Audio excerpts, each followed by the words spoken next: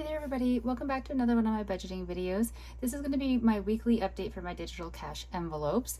They're a little bit odd looking this week. They are fine and the math just fine, but I had a lot of purchases that I did onto the credit card that I then had to pay off from the digital cash envelopes, and so there's a lot of kind of background math to make it all make sense.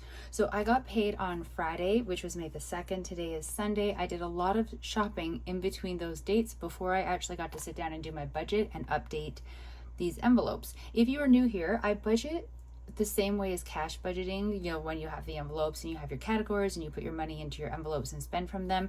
The only difference is that it's all digital. So instead of moving actual physical cash into an envelope, I transfer it over onto a prepaid MasterCard, and I use that card to tap to make all of my purchases, but I still have the money divided out into categories. My particular categories are groceries, miscellaneous, fun, physio, and transportation, and I do my best to keep track of them in this book. So where we left off was, I think it was like up here on the 26th. So groceries had $8.51, miscellaneous $32.08, fun $6.80, physio $31.50, transportation $1.39. On the 27th of April, I went out with a friend. I knew that I was going to go over in the fun category, but I was already okay with using the miscellaneous category to help cover that. Groceries, I went over. I don't understand how I did that. I'm not sure what my thinking was at the time for why I did that. I cannot explain it to you. So I spent $15.81, putting my grocery category into a negative of $7.30.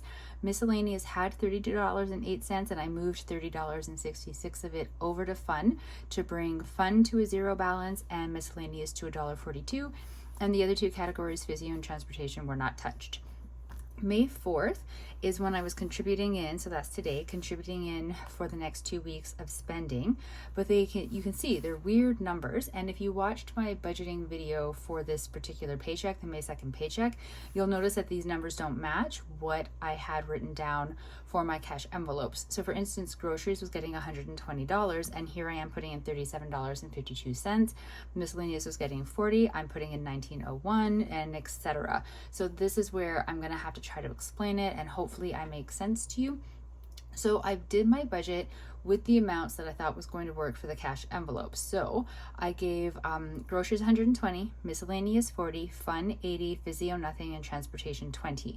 I had a note from myself left over from the last budget that I owed out of the transportation category $2.01. So instead of moving the money over onto the prepaid credit card and then moving the money back out to go pay the Visa, from the 20 before I moved it over to the prepaid credit card, I took out $2.01, and that went onto my Visa card, and now I'm moving over $17.99 onto the prepaid MasterCard that I use for my digital cash spending. So this is why instead of seeing $20 being added to this account, you're seeing $17.99 because I've already spent $2.01. And then that is the continuing theme for all of them. So miscellaneous, I was supposed to be putting in $40. I had an expense on my credit card for paying some postage for $20.99, which is calculated out right there. So that meant I had $19.01 left over from the money that I budgeted for my miscellaneous category. So that is how much I moved over into miscellaneous. And because I had $1.42 in there, and I have $20.43 total in miscellaneous. Groceries has many more line items. So I had some grocery purchases, Odd Bunch we discussed that last week, and so I was purposely, because I knew I would go into the negative and it was going to be fine to wait, so I had to pay off my credit card charge for Odd Bunch, and a couple other purchases that fall into the grocery and household item category.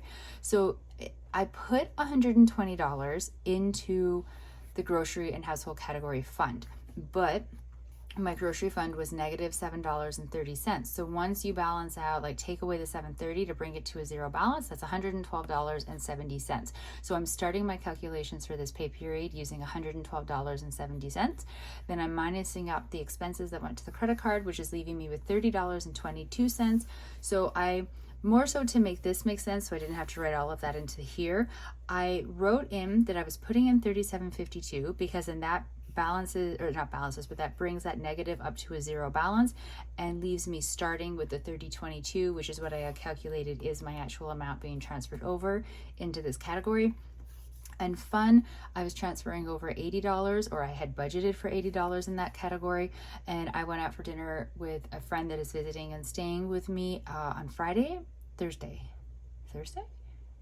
Friday. My days are all mixed up.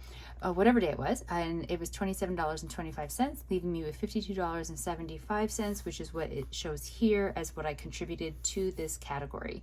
So even though the numbers are kind of funny, even for me, they all actually do make sense because there was a lot of background math that went into it, because I did use the credit card before I actually had a chance to do the budget and tap the prepaid MasterCard that is my digital cash envelope card.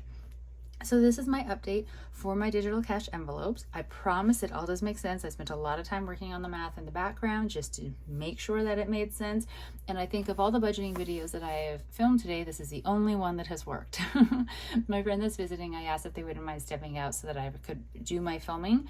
And I've just felt so much pressure because I never have a time sensitivity to filming these things. I can take as many takes as I need to make it make sense, but now I'm like, I don't know exactly when they're coming back, and so the stress of it has had me fumbling things left, right, and center.